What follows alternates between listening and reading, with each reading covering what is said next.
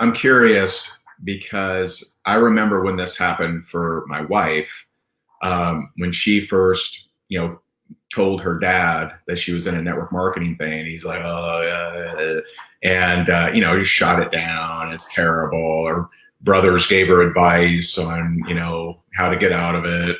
And then, when she hit 10,000 a month and they started seeing people celebrate her and her dad found out, her mom joined, her two brothers joined, her dad made a spreadsheet for her. Like, do you remember, like, when was it that some of those family members that were telling you, no way, don't do it, all of a sudden they started to buy into what you were doing? Yeah, I mean, there was a couple of people that family. My brother joined me. I have a stepfather, and my stepfather was more of the corporate America guy. So it's kind of like I had a rich dad and a poor dad. Yeah. And my stepfather. I know, exactly. Great title for a book. I think it's sell. I think it'll sell. And nobody's thought of it. So I ended up my stepfather. He was like the real, like, you need to go to college, and he was college educated, had a master's degree. I mean, wonderful, wonderful man. And then my real father, he actually joined me in business for a year or two, and my brother. So there was a couple of people that did believe in me in the beginning, and my mom. In the beginning, you did have some believers. I did, yeah, I did have some believers in the beginning. Not everybody was negative. It was just that, people didn't want to take me seriously. And the truth is, let's be honest here. I wasn't the most confident either, though, right? I mean, I was 21. I'm a short Mexican, uneducated little kid. Like, that is my self-image, Ray. Like, that's me right there.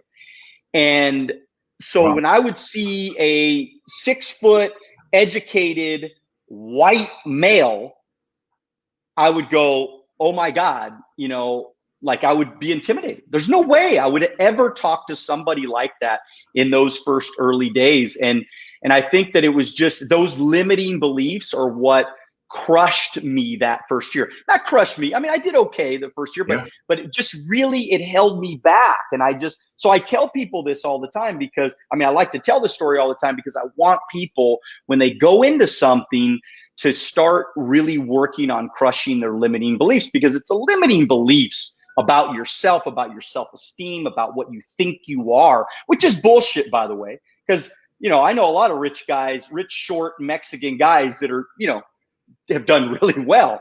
So I just didn't know any of those, and I didn't have anybody to guide me early on to understand that, to help me get rid of those limiting beliefs.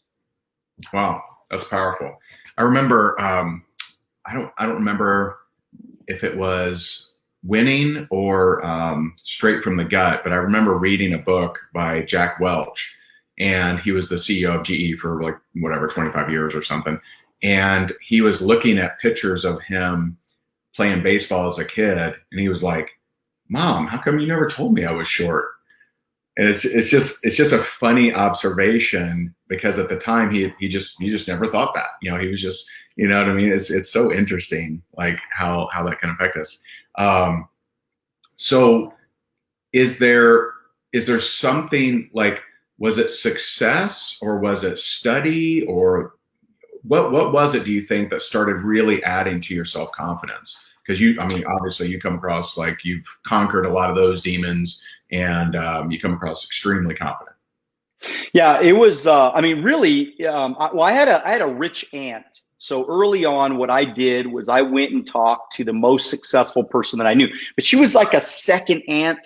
She was like a second cousin. Our families didn't merge a lot when I was young, but I knew she had a lot of money, and I knew she was successful in real estate. And so I immediately set up an appointment with her, and I said, and she was already a client already, and she was excited. She loved the company, but I asked her, I said, do you think I should do this?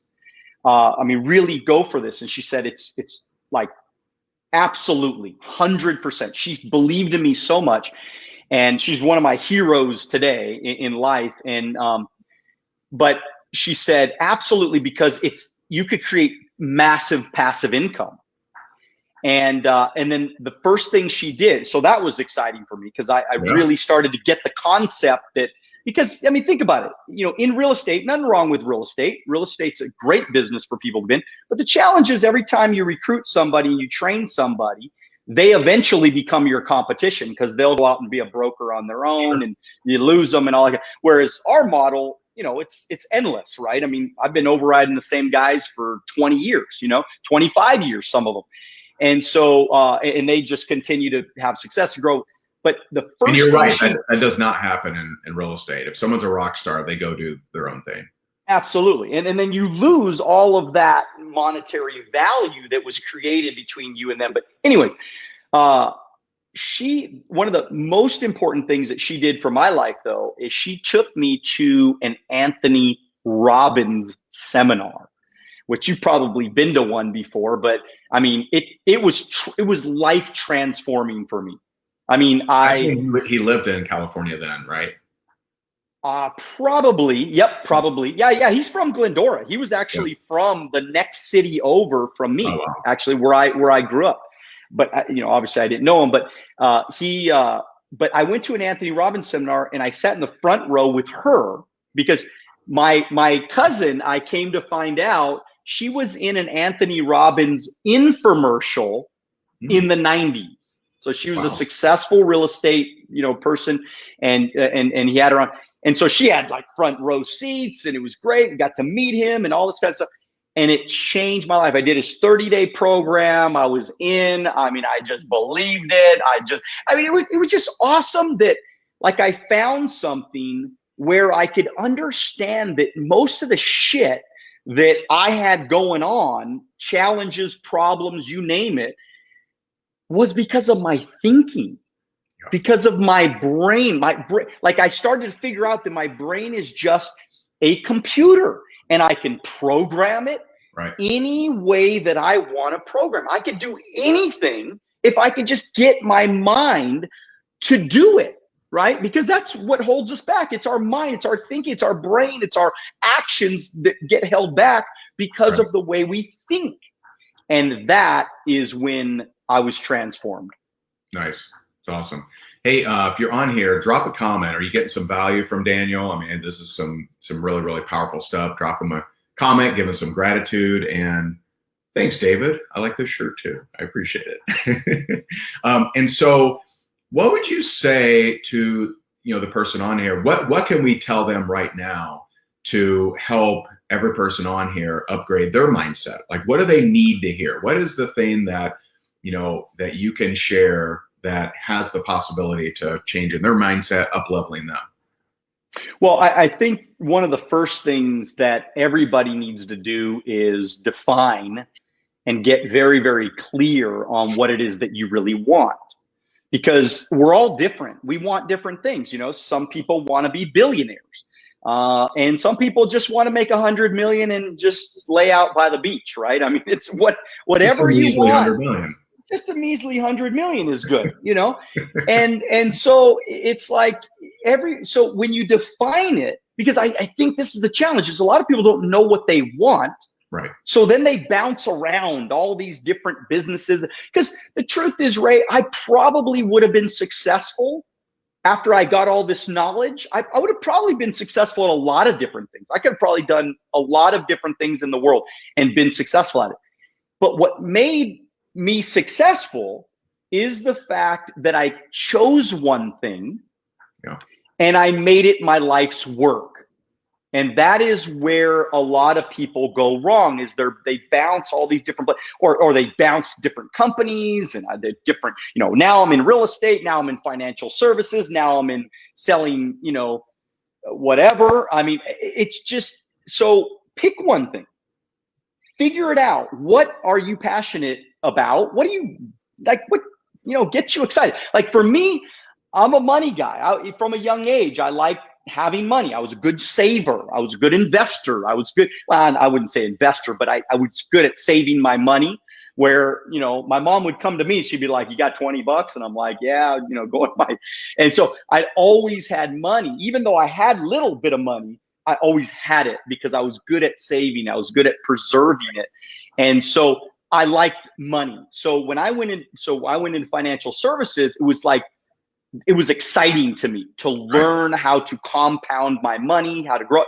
And so once you define what it is that you want, then you create your intentions. And, you got to make sure you word this right. You have to say, I am. So I am living in my dream home that looks like this on this hill in this city because it has this kind of weather or whatever it is. Right. And so when you're clear, then what you do is you build, I like to just call it my dream video. You build a video that you could put in, because you're basically programming. That's all I've ever done. I've just programmed my mind visually so that I can, that's why we all like movies, because it gives us visual sensations.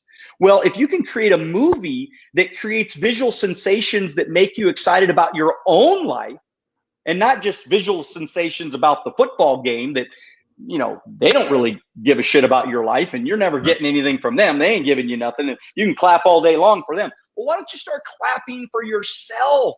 Why don't you start, championing your own life? And I think that that's what a lot of people need to do, like right now. Thank you for watching our short clips on Alonzo Academy.